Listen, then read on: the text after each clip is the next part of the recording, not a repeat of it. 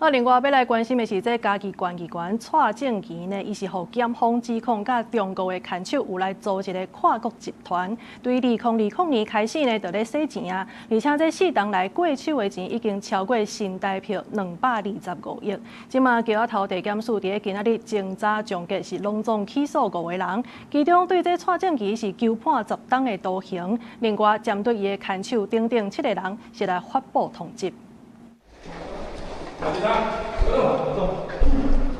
叫什么名字？里面还有谁？高雄市县警专副总秘来到高山一栋大楼调查洗钱案，警方表示，因接到线报，讲嘉义县议员蔡正奇甲伊中国籍姓董的牵手，伫高雄设点跨国洗钱。警方对5月起隆重发动5届敲锤，小抓抓到客服人员甲集团的干部。警方讲，隆重查到14名嫌犯，有7个人港去国外已经发布通缉。蔡正奇翁仔某伫幕后指挥，安排家己人做干部，然后找少年仔来训练，顺续爱见看朋友来做。高薪、轻松、免经验工作为号召，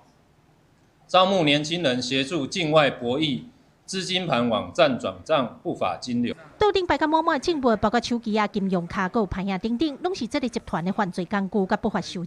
检方对5月开始办案，蔡正奇8月底准备去国外，伫机场去互警方查落来。不过因某自5月出国，敢若拢也未转来，已经互警方通缉。检方强调，蔡正奇翁仔某伫国外成立据点，透过跋筊白带来洗钱，规个集团的运作分工有路。初步估计4年来洗钱的金额超过新台币225亿，不法收入大约2亿。扣押蔡某、唐某夫妻所持有爱马仕、香奈儿精品包85个，劳力士名表1只，不动产及现金总价值17441万余元。检方强调，蔡正奇一直无承认犯案，甲所有代志拢撒互因某，犯后的态度互人无法度认同。经过4个月追查，29侦查结束，按照组织犯罪防治条例、洗钱防治法对蔡正奇等5人起诉，其中蔡正奇具体求刑10年。记者郭家祖、顾兆勇高雄采访报道。